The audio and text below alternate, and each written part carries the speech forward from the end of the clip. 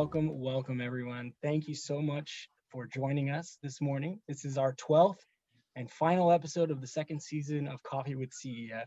My name is Juan Munoz, and I am the Engagement and Stewardship Manager at the Catholic Education Foundation. We're so grateful and we feel extremely blessed to have had such an insightful and inspirational series of episodes this season.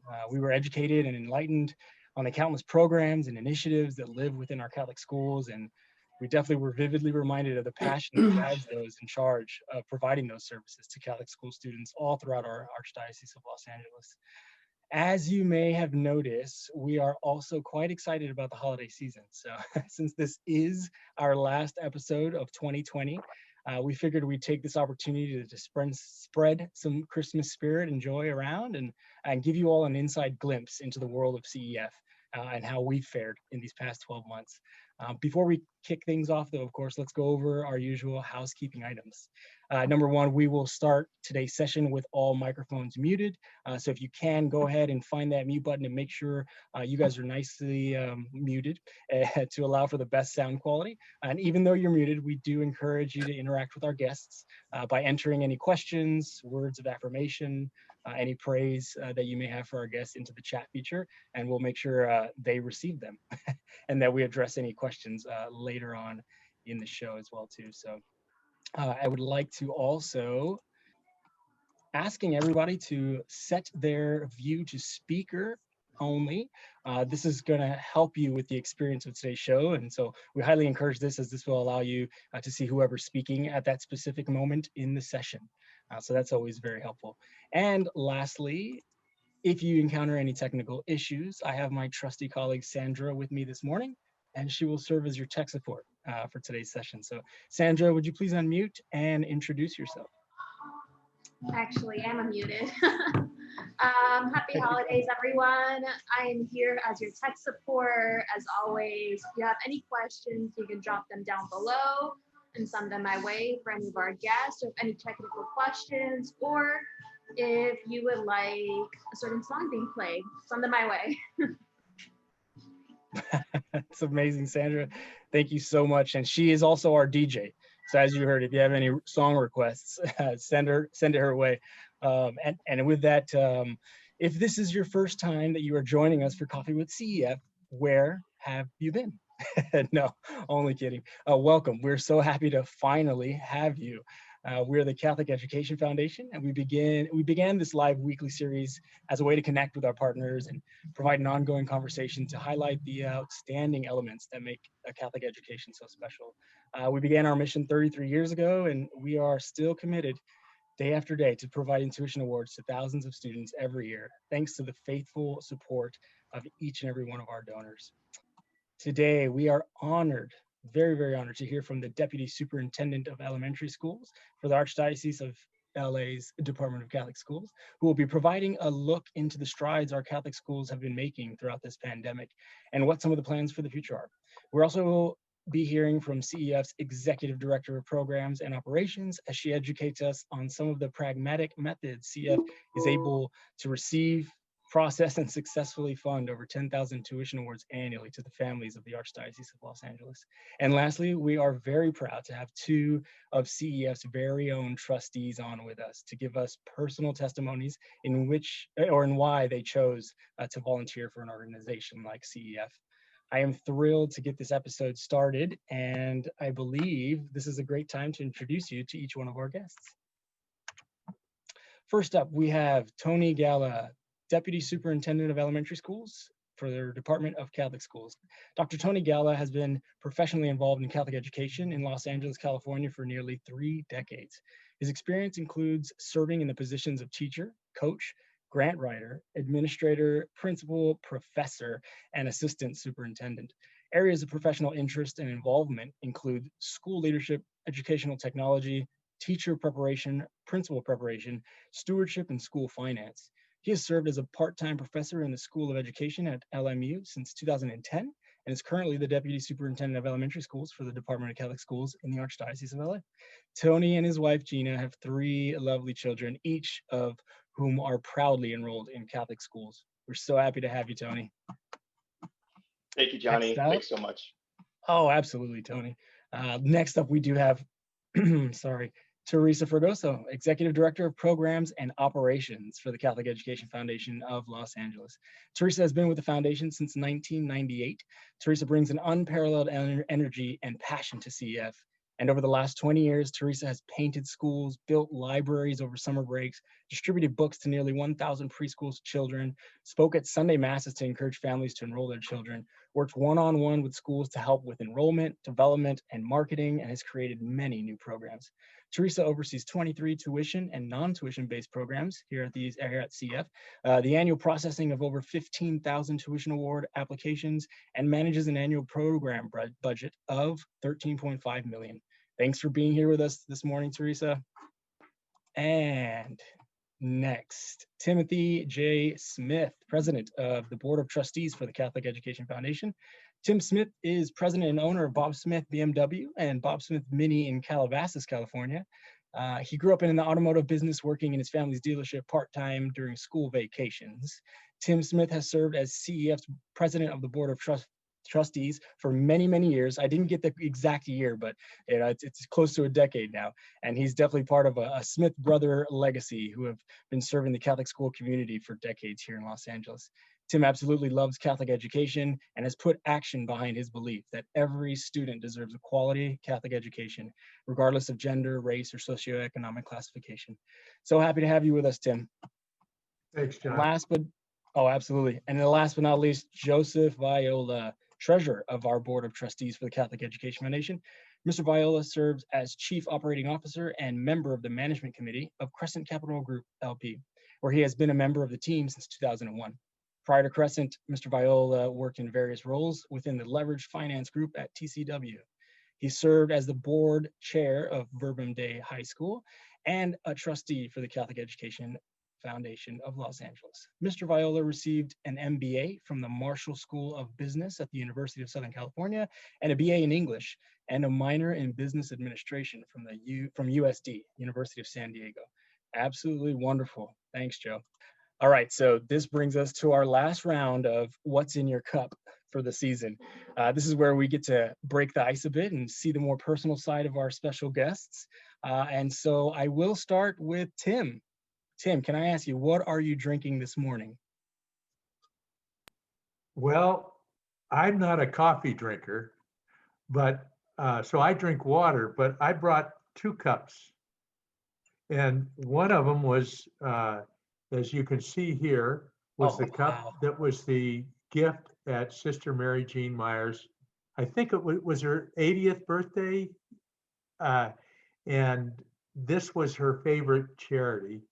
And oh man, it said on the back, a really big thank you for coming to my birthday party. So she was very special. And but the other one I have is, this reminds me of Catholic education in the sense this is a grammar police cup, and it's to serve and correct. And I think one of the hallmarks of a Catholic education is emphasis on grammar. And that is a lost art. So I thought I would show that off too. Tim, thank you so much. I will make sure my grammar is on point from here on out, at least from here on out. Holy moly. We've got the deputy grammar police official here. Thanks, Tim. Thank you so much for sharing.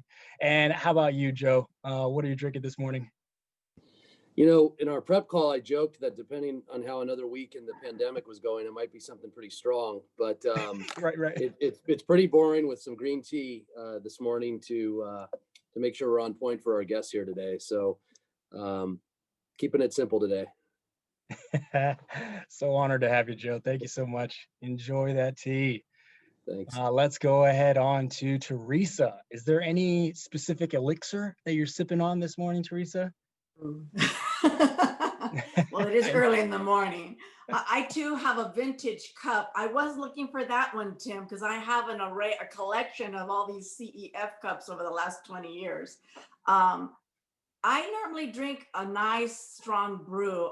Literally, I've been drinking coffee since they put it in my bottle. So if I don't have a cup of coffee within an hour of waking, I'll have a migraine all day long. So I've been up at 6 in the morning. So I already had a nice strong roast, French roast cup of coffee. So right now I'm just drinking water to get me through the day. Otherwise, you may have to tell me to calm down if I drank too much more cups of coffee. But Totally. and as far as the grammar police, I think Tim had sent a lovely note to a former teacher of his. And when I went to Nativity School in El Monte, this sister Stacy was there, and one of his teachers was still there working in the office. She was in her late 90s, mind you. And when they introduced me, she pulled out the note that Tim had written her months earlier. And she said, I tell Tim, thank you so much for the note. And then she grabbed her highlighter and she said, but there's some corrections on the grammar. So I brought it and I sent it back to Tim. So Tim, you're making yourself a new Boy, I name. got myself in a trap there. That nun lived to 104, and she was the Exactly. best writing and grammar teacher. She's my 8th grade teacher, quite a gal. She was lovely. She was wonderful. Yes. And I misspelled a word on that note. Yes. She corrected. Oh, that's too funny. You guys are amazing. Last but not least, Tony, what are you drinking this morning? So I would say that I still have an affinity for pumpkin spice coffee, and anytime I could find it, especially at Dunkin' Donuts, I found some at Target last week, and so I'm drinking my pumpkin spice. I'll say that I never once drank coffee until I started working directly for the Archdiocese. Now that's not a slight, but it is to say that I drink about a carafe a day, and have been for about 5 years. And I'm drinking out of I did have a CEF mug, and my wife took it off the counter and left with it this morning. So, and she said, honey, thank you so much for prepping my coffee. So I had to roll with that. But I have my Eddie Van Halen mug, if you can see it. And in another life, I'm a lifelong guitar player. And in another life, I was a working musician. And he passed away earlier this year. And I've been enjoying my Eddie Van Halen mug since then. So. Yes, my father-in-law as well. He's a big fan. Wow, thank you for sharing what you guys are all drinking. And so let's go on with the program. So I'm very excited to bring you guys a ton of amazing, insightful content on CEF. And before we start with that, I want to start with Tony. And so Tony's visiting us from the Department of Catholic Schools. And I'd like to direct these first couple questions towards you, Tony, if that's all right. Great, sounds good. Perfect. So with an almost exclusively online virtual setting, how are things going for your team over at DCS?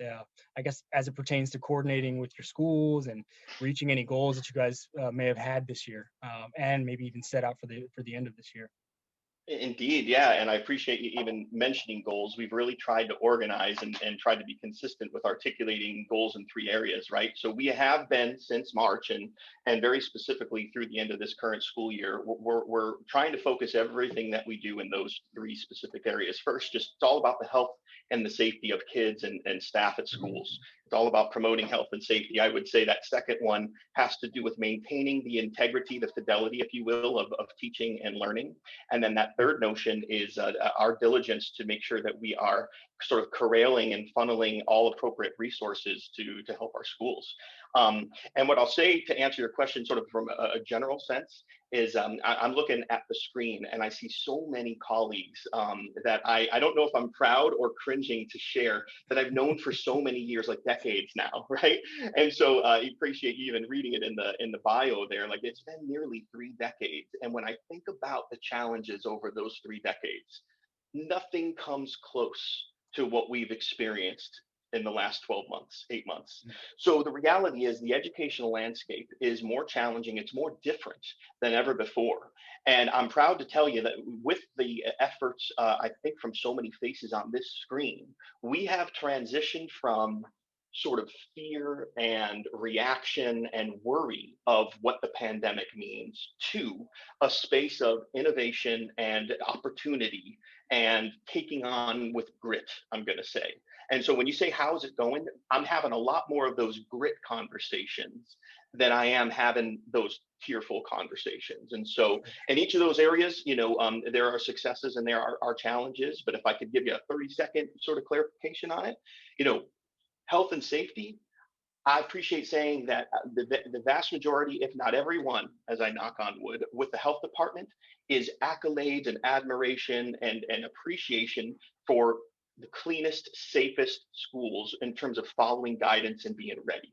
So when we have a school that's opening, a health official gets out there and they call us and they talk to us and they're constantly thanking and they're constantly commending, our school sites. And so sort of like you go to that one area in your home or under that doorway that's safest for an earthquake, I kind of want my kids in one of these schools to be safest from the pandemic. Learning and faith formation, I have to say, we really have to be honest and acknowledge that at this point, about 2.5 weeks away from Christmas, I admire the heroic efforts of our teachers and even more our principals, right? And they're doing a great job. It's also a real big mental health need. There's a lot of people who candidly, they're totally limping into the Christmas break here, and rightly so. And my hope is that everybody on this line encourages those people whom we work with to give themselves permission to stop and take a breath and appreciate the celebration of Advent and the coming of the birth of Jesus, to celebrate their efforts and to recharge their batteries, with their own families. That mental health piece can't be sort of acknowledged enough. And then when it comes to resources, I appreciate taking this opportunity just even to acknowledge CEF. You talk about heroic efforts. You guys are operating in a space that nearly no other diocese has the pleasure of working with. And CEF, I have yet to have a single experience that is anything short of affirming and empowering and resourceful and timely and loving, to be real candid with you. So that's a sort of a 30,000 foot view answer, but that's what comes to my mind, Johnny, when you ask me that question. Tony, oh my goodness, thank you so much for sharing. I think that's such an important reminder to enjoy this Advent season. Give yourself a pat on the back. I mean, we've made it through 9 months of this, and we don't know when the end it will come, but hopefully we're all learning from these 9 months. And it seems like you and your team have been doing a great job to keep people accountable and keep people, on their toes. And so it's nice to hear that you've heard some good feedback from schools. Yeah. Everybody's, doing the protocols they need to make sure our students are prepared and ready to get back into in-school instruction. So that's amazing. One other question I'd like to Sure. bring your way too. I've heard a little bit about a sort of waiver system. And so I'm sure there's a lot of people on this call, and we keep asking it, and it's hard to plan ahead, but what does the next school year or this next 6 months of the current school year look like? What does that look like for some kids, and what is the waiver process? If you could just enlighten us a little bit on Sure. that too. Okay, so brief answer to that is this, keeping in mind, everybody, that Archdiocese of LA is 3 counties. It's nearly 9,000 square miles, right? So you got LA, Ventura, and Santa Barbara. Really, for the better part of November, Santa Barbara and Ventura has already allowed schools to go back in limited capacities. And so they're not even applying for a waiver because they've returned to schooling, and they've been able to sustain that and maintain that. And the vast majority of schools in those 2 counties of Catholic schools are engaged in some way. And so even with these most recent restrictions, they're continuing to proceed and move forward. So it's really LA. It's really, the county of LA. And so there's a waiver process where you can apply to the county, and you could send back grades transitional kinder, first and second. You could send those 4 grades back to school. Oh, wow. And no grades older than that. As of this morning, 70 schools have been approved to operate under that waiver. And keep in mind, we have 212 elementary schools total. So out of those 212, you've got you've got about 18 of those in those other 2 counties up north, and you've got 70 in LA County that have now been approved to go back. So what we're going to see in January is a lot of them are sort of holding the reins a little bit right now. We've got some that are starting this week. I'm noticing on Instagram today 2 schools.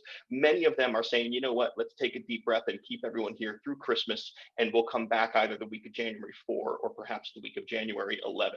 But what we're going to see is a lot more uptick, and we're going to see that momentum of kids at schools, not in a limited way, but to full classes in those grade levels. And then really what we expect to see come February and March, as we continue to read headlines about vaccines, we expect to see those waivers expand to what we call intermediate grades, which are going to be grades 3, 4, and 5. And then we're going to see them expand to through middle or junior high school, right through high school.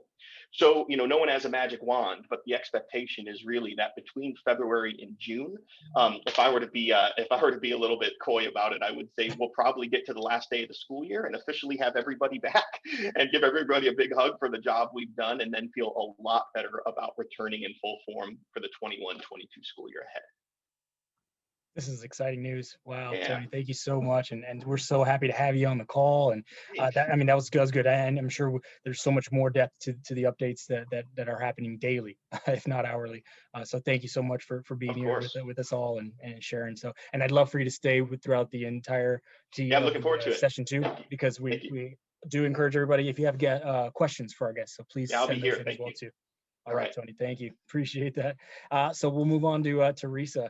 And so this is something that, like I said, 33 years in the making. Obviously, we're changing so much more quickly through these past couple of years. But Theresa, I'd love to have you fill us in on the way tuition award processing for our students, and how our parents, went ahead and sent in the applications and got their students eventually awarded to attend Catholic schools with a tuition award from CEF for so many years. And the way you and your team have reimagined that process when you guys rolled out your face-to-face experience, where you were actually receiving these applications face-to-face with the parents.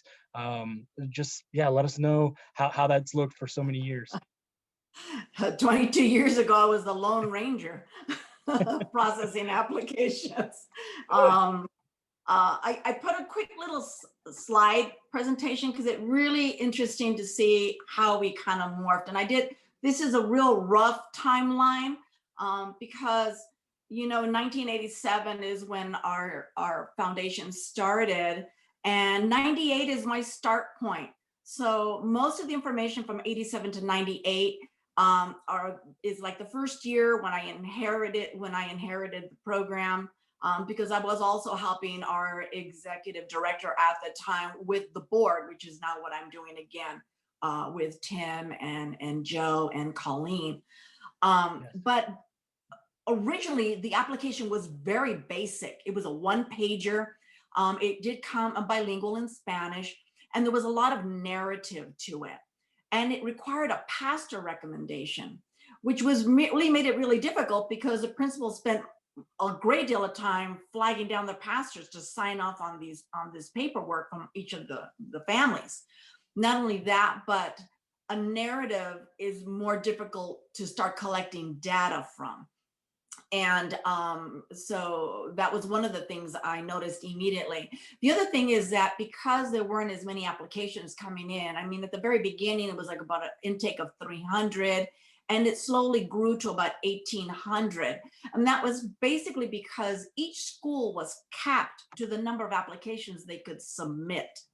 And that cap was based on the level that they were in. And the level that they were assigned was based on the 1980 census. And so schools were then leveled 1 through 10. So the elementary schools were leveled 1 through 10, 1 being the wealthiest, St. Bede's, American Martyrs, level 10 being the most financially needed, or serving the most financially needy, Dolores Mission, San Miguel, and those schools, and then all the schools in between. And then your high schools, they were either subsidized or unsubsidized, and there were about 7 high schools that were subsidized. So based on the leveling and whether you're a high school that was subsidized or unsubsidized, the board early on decided we're going to allow you to submit X number of applications.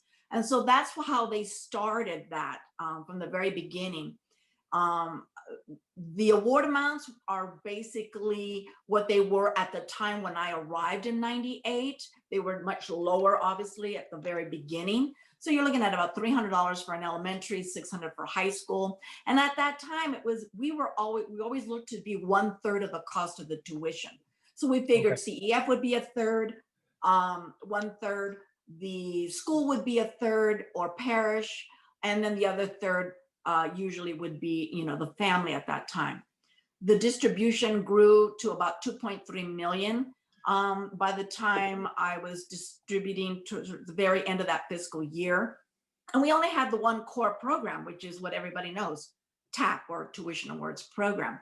And because there weren't as many applications and I was a one-man show, we really didn't need a lot of time to process the application. And the second thing is the principals really did most of the work. They worked with their families. They reviewed any type of income that came in and then helped them decide what that income was and filled out that box and submitted. So basically the only thing I was doing at that time was just for completeness. Now, mind you, at that time, there was no database. We had, we had what were allocation committees. They were regional. And we would meet with them. We would separate all the applications. Big groups would review them. And again, just for completeness and to see if there was anything outstanding that we should look for. And then it would just come back and it'd go to an outside data firm. And then they would send us these large journals. If anyone who is a minimum age of a, what do you call it, 1962 will remember that those large journal entries and the dot matrix printers and the big floppy disks. So that's how everything came to us. And so I slowly had to start building spreadsheets out of all of this information. Push forward 98 to about 2010, that's where the most work and changes, how we really started to evolve. And that was primarily because at that time, in the early 2000s, we started using Blackbot. It's when we really realized that in order for us to start increasing the number of awards that we could give out, we had to do some fundraising. So a majority of all the money that we dispersed in the early years came from the endowment spending. And so we realized in order to up that, we needed to start doing some fundraising and more aggressively and having events, small in-home events and things like that. And so they brought in Blackbot. And so when I saw Blackbot and how it operated, the light bulb went on. I said, I need that, but for programs. And there was nothing like that out there. And so with the help of the person we had hired, who worked formerly for Apple, he was managing the Blackbot. And I sat with him and told him, we need something similar, maybe on a much lower scale. So we can, create the reports, we can make the commitments, we can easily run more efficiently. And that got done. And also through the help of Sister Mary Joanne Wittenberg at that time, who was huge help with that creation as well. So between the three of us, we launched this database that we were able to do. It also stopped us from working with so much paper. Enrollment verification was actually a form that we had to mail out and then wait for them to come in and then hand create spreadsheets. And so the room for error was huge doing that. So that was eliminated once we went with the database, because we were able to now create things through the database. So that was the biggest change. And we evolved that application from conversations that I was having with the regional allocation. So as they're processing, they're asking a lot of questions. And so the application then too had to evolve and as for the database, you had to then change what was more narrative to questions that were more decisive, that we could then capture as data and track. So that changed. The other big thing that I realized within the first years, there was no policy page. So I would get phone calls from parents telling me, my little Johnny has learning disabilities and can no longer stay in a Catholic school. I'm going to put him in the local public school, but my little Susie now wants to come to Catholic school. Can I just transfer his award to her?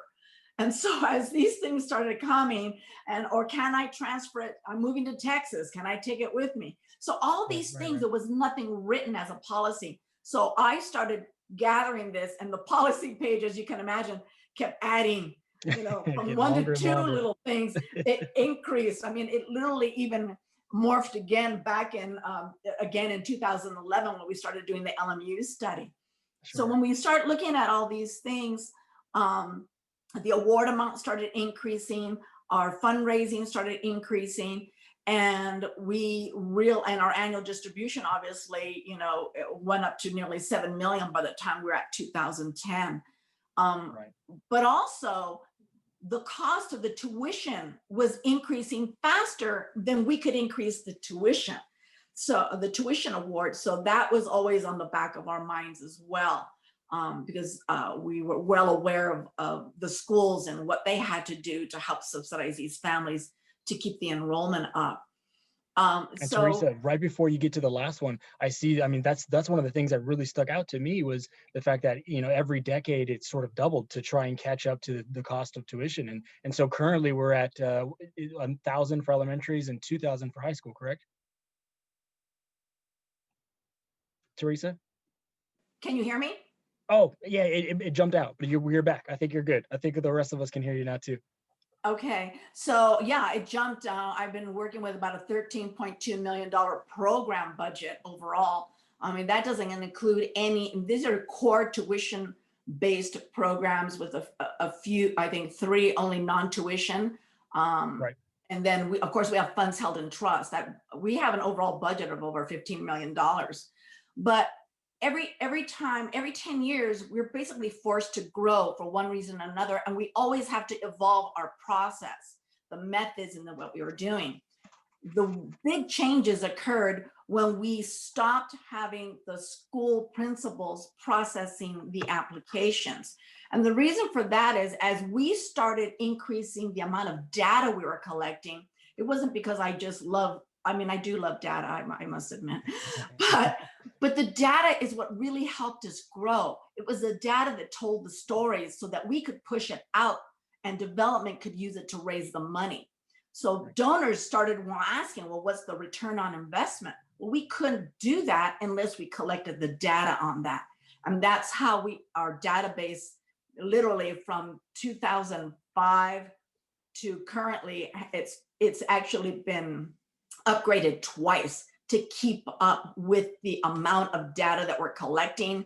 And we have to be very careful because you cannot ask for certain information from our principals and then turn around later and say, oh, well, I don't need it anymore, because you can never go back and ask for the data again, and it leaves a break.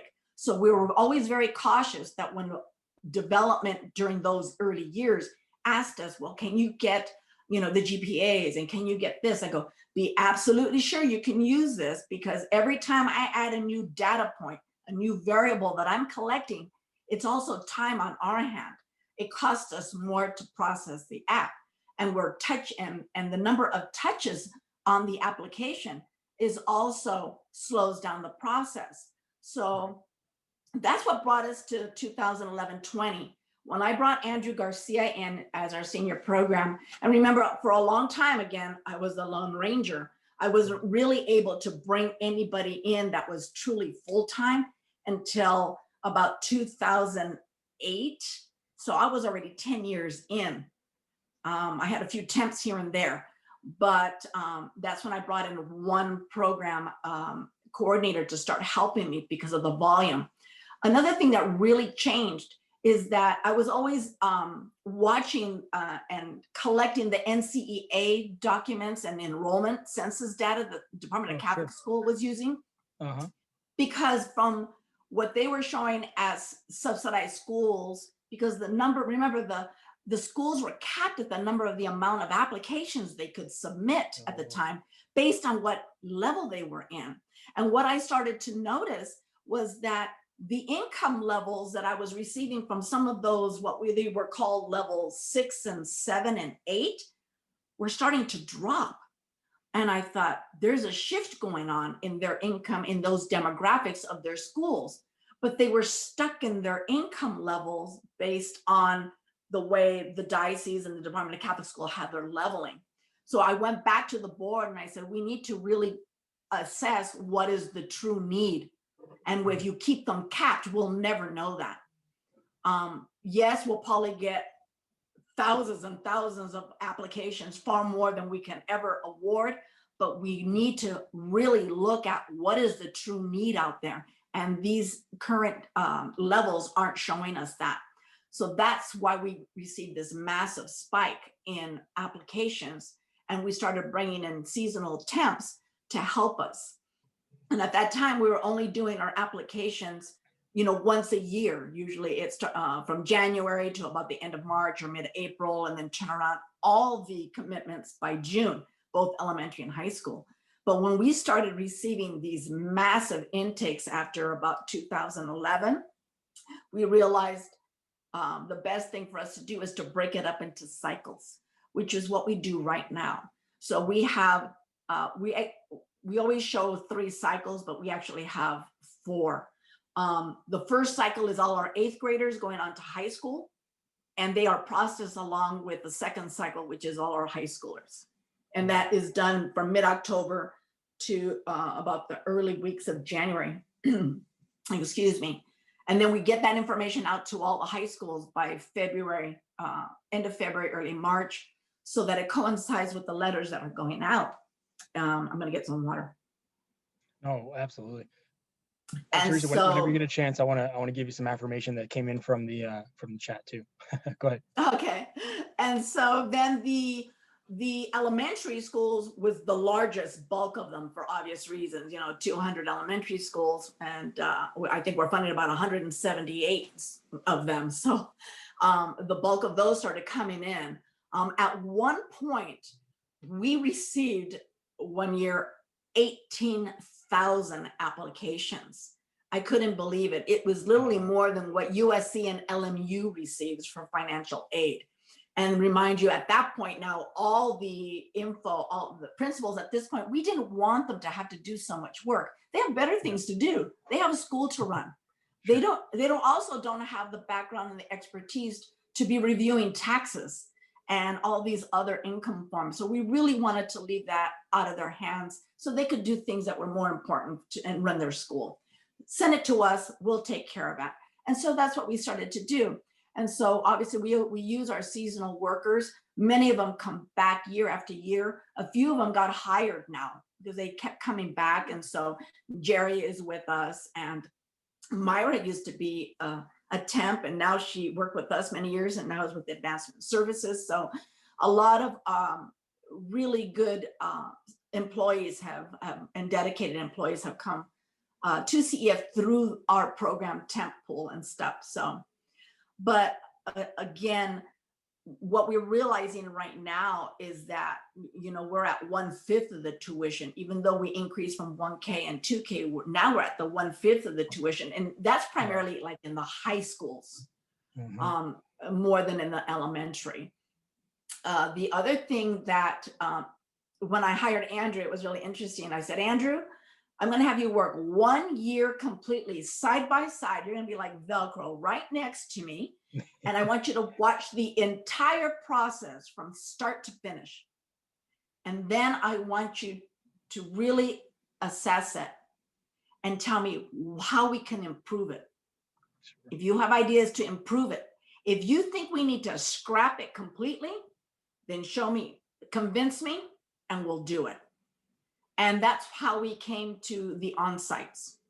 So a lot of times these families would receive their monies, and the letters were going out signed by the cardinal. So everyone thought the money was coming directly from the archdiocese, from the cardinal. So there was no CEF.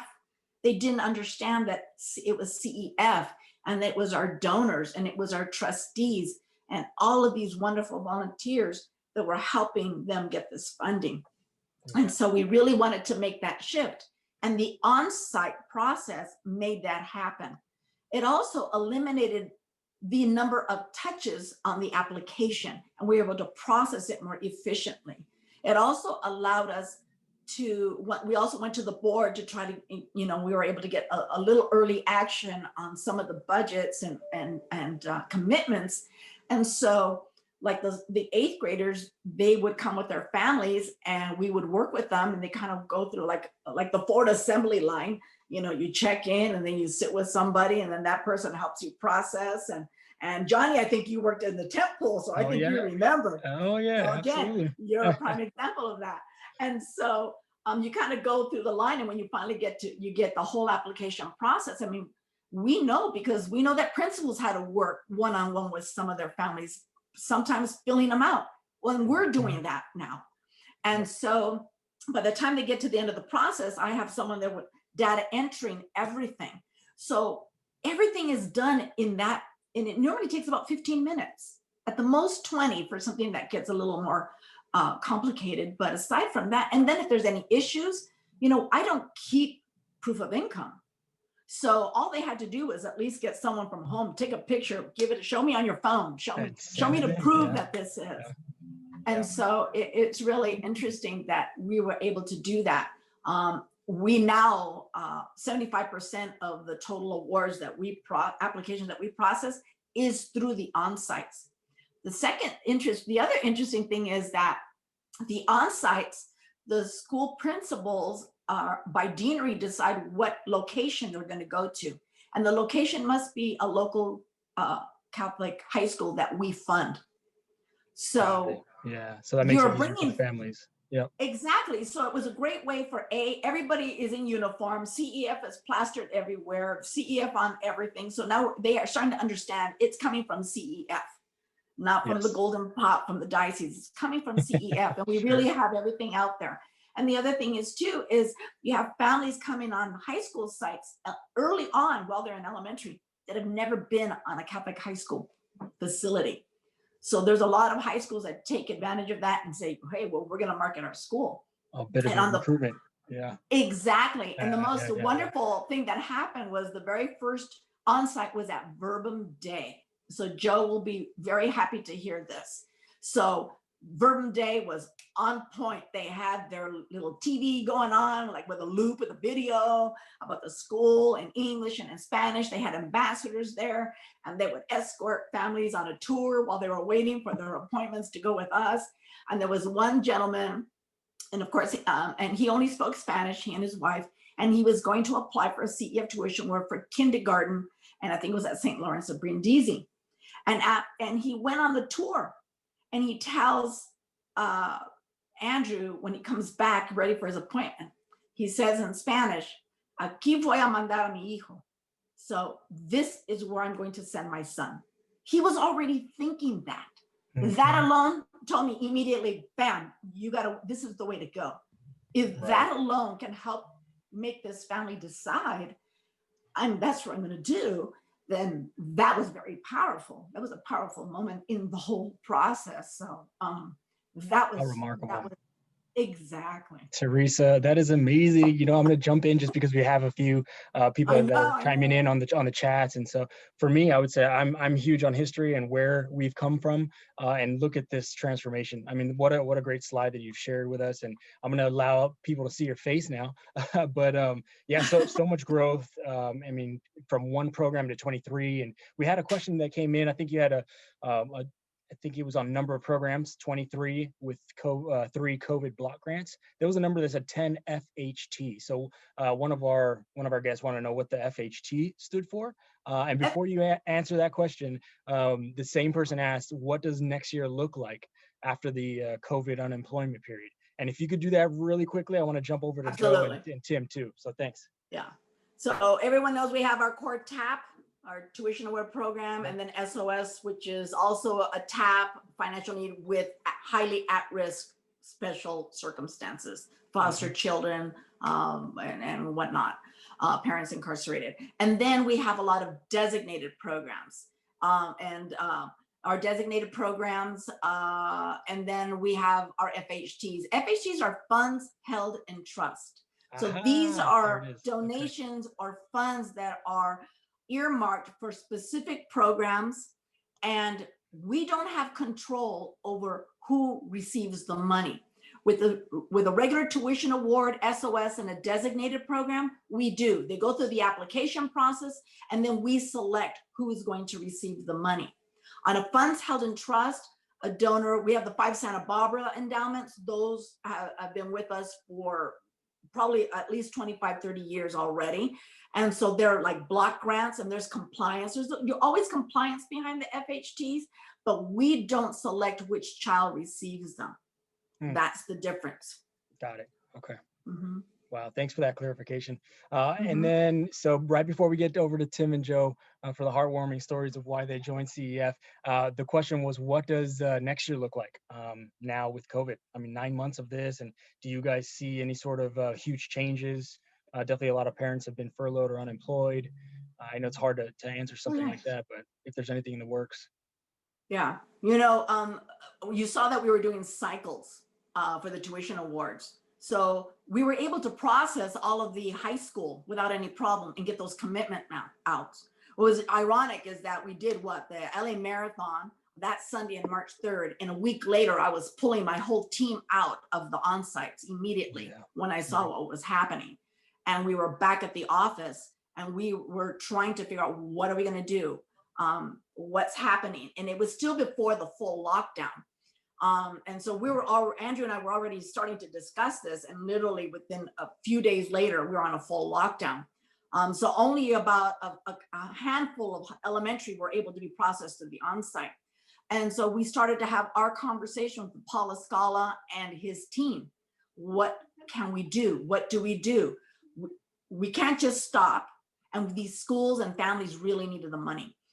And so what we did is we pushed out the deadline through June 15th. But we couldn't do the on-sites anymore. Everything was coming in through mail. And remember, every time I touch an application, it really is really difficult. It slows everything down. And so it really went to a snail crawl. And I didn't have enough staff to process the massive amount of mail that was coming in. We've alleviated that. We increased our staff for seasonal. Father Brian approved it, and amen. And I thank you in our schools. Thank you. And we are in our office. We're separated, we're spread out, and we have everything that we need. But we're doing just like we are right now. We Zoom with our families. And so we're able to Zoom with them. We fill out their app, and that's what replaced the actual one-on-one, so that we're not having to do constantly going back and forth. And the principals know exactly what I'm talking about. The emails that go flat back. I'm missing this and I'm missing that. And can you explain this? And so now we can do that face to face. So the increase in our seasonal staff, we're in-house, because before we were shuttling all the boxes of apps to different people. And I had to make sure, the confidentiality. I mean, everyone signs documentation for all of that, but still, you want to keep everything in one location. And so the moment we were able to come back in, we did. And so my team and I have been consistently in that office, in and out, and in rotations, basically since, I would say, at least since about June. Wow, so, Theresa, thank you. I really appreciate the pivot that you've been able to successfully do and so quickly and with so much creativity. I think, and you've seen throughout all, since you've been a part of CEF, and with your creativity, we're able to grow. So I just want to give you some more affirmation that we see everybody's, great job, Theresa. We have tons of our colleagues here on the call, and so a lot of nodding heads. So I'm so thankful for you, Theresa, and everything you've done over all of these years, and keep up. And I'm grateful. I'm truly grateful for the great, relationship and everything we've been doing with Department of Catholic Schools since, with Paul and his team. And we've been we're like locked arms in stride with everything, even with this last fall disbursement. The first tuition award disbursement went out 3 weeks early. So Andrew and I were really pushing hard to get that out. We want to work with them, make sure the cash flow, the schools have their cash flow, that they have everything out, but still not interrupting the process that we have to go to process, to literally finish this year's application. Because we have to realize that our application process is always one school year in advance. So everything we processed last year is what we're funding now. And so it literally is piggybacking with the application flow now that we're getting this year to fund next year.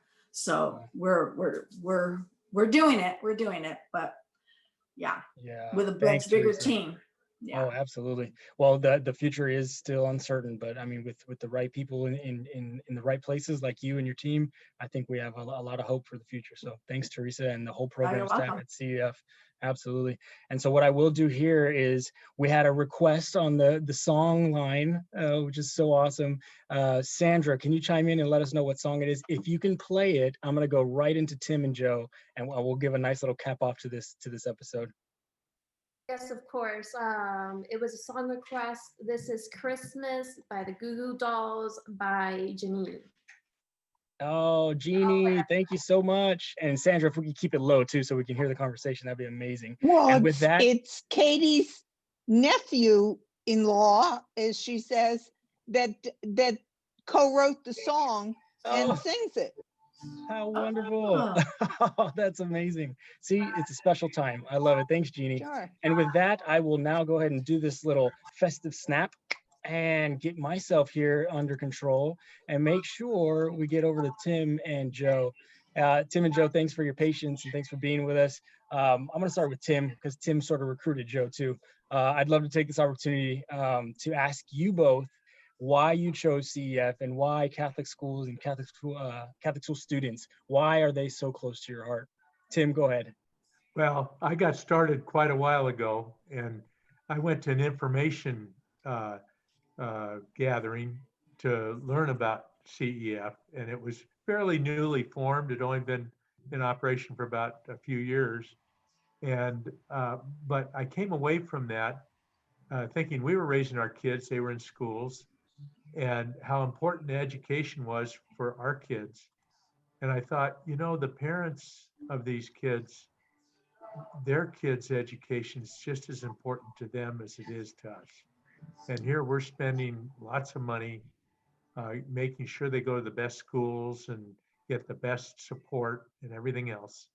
And these people that live in the inner city don't have the money to spend on their kids. And most of them, the parents have never gone beyond high school. And so it was important to me that I should support these parents because they have the same dreams we have for our kids, especially to the extent where they want their kids to have a better life than they've had. And they're hardworking parents, a lot of single parents, and they want the same thing for their kids that we did. And I think we got to make it possible for them. So that sustains me. Being at the schools, visiting schools and seeing what's going on, they are getting a wonderful education. They are learning the faith, and they're being prepared to go on to hopefully college someday. So there's the success rate is huge among our CEF students to get to college. Most of them, if not all of them, are the first members of their family to go to college, and they succeed in college. So that's the biggest challenge we have is we've got to get the grammar school kids to CEF kids to go to the Catholic high schools. That's a big jump, and that's why we need more donors. And we need to broaden the umbrella of donors so that we can help them with the tuition more than we do now. So that's why I'm around. Joe? Love it, Tim. Hey, Thanks, Tim. Yeah, Joe, go ahead. I know you, how long ago did you join the board, Joe? You know, it's been a few years now, so I'm a relative newcomer, thanks to Tim. But you know, my reasons for being involved really are, I guess, in a sense, from a personal perspective, kind of multidimensional. I'm a product of Catholic schools from first grade through college. I'm now the parent of young children who are attending Catholic schools in the Pasadena area. And I've been involved with Verbum Dei High School for a long time and currently the board chair.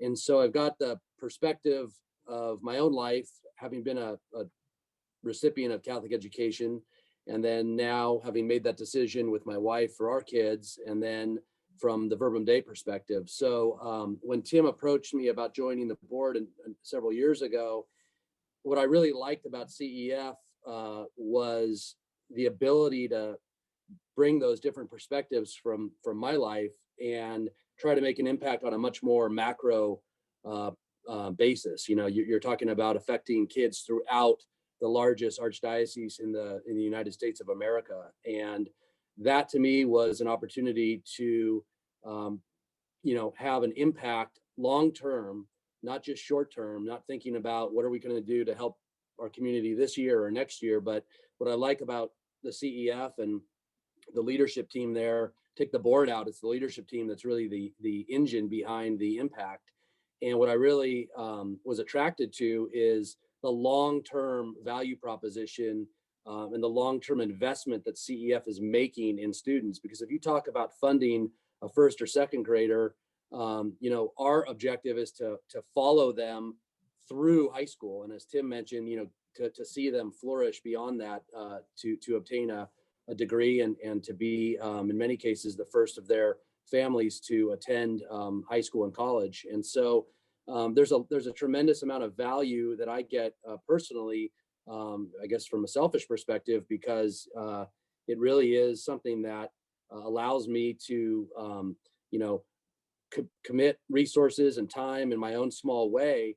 But when you add up, all the time and the resources of the entire board, which Tim has done a phenomenal job of leading for so many years, and then you add that to the resources at CEF and the leadership that Theresa and Allison and their teams provide, the exponential opportunity, the impact that CEF has, it's very gratifying. And, I'm a big believer in measuring results, not just efforts. In life, there's a lot of effort that's put into a lot of things, and there's a lot of worthy causes out there, organizations that have great goals and objectives. And that's fabulous. But ultimately, what I think drives my desire to continue to support CEF is the results that it's able to achieve. And I think the results that it has been able to achieve is why the support base has continued to grow. It's why I think a lot of trustees banded together to get schools more support earlier this year because of the global pandemic. And it's why I think, as Tim mentions, there's a much higher ceiling on the level of support that we can generate on an annual basis to continue to broaden the impact. So hopefully that gives you a little bit of perspective from my vantage point, but I couldn't be prouder to be affiliated with, CEF and to continue to support, the hard work of the team there. Thank you so much, Joe. That's wonderfully said, and we're so happy to have you a part of the team as well too. And so Tim, yourself, Joe, and the rest of our board of trustees, we also just want to say thank you to all of you. And Tim's done a great job keeping them fresh and new and coming in, and whoever needs to be on that board is always on there too. So Joe, we're happy that you came, and we have fellow board members here on the call as well too. And so you see the support, they show up in every way and in every aspect that they can. And so Frank, thanks for being here. And Colleen Welsh and Colleen Ruhan, thank you so much for your support each episode and just in the backgrounds and in supporting our students throughout this time. And it's just something that we couldn't do it without you all. So thank you, board members. One of our newest one is Colleen Welsh. So we're just welcome again. It's been like a year of welcoming you on. And so we're happy to have you here too. If you want to chime in and say hello, I know you got a festive hat on. Colleen Welsh, are you still back there? Well, even if she's not, we're just so happy to have Merry everyone. Christmas. Yay. Yeah, we love our board. Oh my goodness. So thank you so much for all your help. So thank you, everyone. Tony, Theresa, Tim, Joe, we are so grateful. And thank you, everyone else, for sticking on the call too. We'll only take a few more minutes of your time. And I hope you guys have enjoyed this episode. And man, we could talk for hours. I know we can. And so we'll probably have another one of these next season as well too. I've been saying that pretty often lately. But so yes, we would love to take this time, as we always do, and make sure that we thank all of our Catholic schools across the Archdiocese of Los Angeles for your dedicated work, all the principals and the teachers and the administrative staff that are on this call as well too. Thank you for all that you do to make sure that our students continue to receive the Catholic education that they so deserve. The pandemic has not made it any easier for us to provide these tuition awards. So as we always do, we just want to let you guys know if there's an opportunity and you guys are able, making a donation to Catholic Education Foundation would be greatly received and appreciated. So do remember 100% of your contributions goes directly to the tuition awards program. Also, if you'd like to get any more insight from DCS, Department of Catholic Schools, on Tony's tip, anything that's kind of coming out in the future, the next 6 months, what does it look like, any masses that you can attend, all that information is up either on lacatholics.com or catholiced.com. So any questions for Tony, be sure to reach out to him through that website as well. and we will definitely let you know. If you need any information, feel free to reach out to myself, Theresa, anybody on the staff, if you'd like to get any more information, especially on the programs and where we're going. I know we had a few questions that we weren't able to address, but we'll make sure we send them Theresa's way too. And please be excited with me. We are going to do this one more time, guys. It's your guys' attendance and it's everyone's just energy behind what we do, and making sure kids have the education they deserve, that we can continue this platform. We're so excited for this platform. I just ask questions. It's truly the guests and the people who attend every week that really make it. So we're so it's a bittersweet thing. We're happy to have another season, but we're also a little sad to say goodbye to everyone. So yeah, please stay tuned for any communications from us going out, whether it be through email or social media. And so we will be seeing you Wednesdays at 10. Thank you so much. If everybody wants to unmute and thank our guests, Tim and Joe and Theresa and Tony. We're so happy, and we hope that you enjoy this Advent season. And we're so glad that you guys get the time to spend with family. Thank you, Johnny. Everyone. Thanks, everybody. Thank you all Merry so Christmas. much. Thank you, everybody. Thank you. Merry Christmas. Merry Christmas. Merry Bye. Christmas, everyone. Merry Christmas. CEF is the best. I see my marathon buddies. Merry Christmas. I'm still training, Well, Theresa. thank I'm you. still training. Merry Christmas. I'm still Alex. training, Teresa. Alex, Me you're too. funny. Alex says I prefer this over but at a marathon lower training. percentage because of the volume of applicants. Bye. So Bye amazing. now. Bye. Merry Christmas. Bye, everyone. Thank you all. Hey, guys. Thank you again. Merry Good job, Christmas. It Johnny. must be good because the snow has stopped. Thanks, Johnny. You brought good Welcome, vibes. Tim. Kathleen, I remember you Good. from the allocations. St. Gabriel Pastoral Thank Region you. at St. Anthony's and St. Gabriel. I remember. Alex And Martin, Mark, you better keep How are you? training. Good to see you. Yeah, good to see you guys too. Jeannie, you hang in there over the winter, okay? Are you training, Alex? Zero. I'm gonna try and stay warm. I put on more layers than you could possibly imagine, I've been training. and always more socks. Yes. I think we need to do, my plan is to try to train to do the Camino.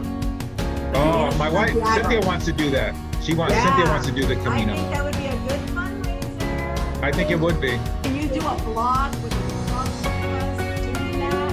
Oh yeah, that would be good. You could sign me up to that, Teresa. I'll definitely do it. And Johnny, thank you for indulging me Discuss. and stuff today. Oh, of course. You were being Coffee with CEF's aunt. You might Bye, get you Randy guys. to do it. You are our loyal one. Yeah. Bye, guys. I know you. Bye. God bless. Martin, yeah, you guys are our loyal ones. Thank you so much. Enjoy. Thank you, Kathleen. Merry Christmas, We're Sister happy to have Kathleen. you. Merry Christmas, sister. Alex, we'll see you and Martin out on the road. Let's keep training. Once this is all done and we can run again, we're running. There you told go. Allison, we got to do it again. Absolutely. All right, have a good one. See you, everyone. Thanks again, everybody. Good job, Johnny. Thank you. You did it. You did it. Take a rest now.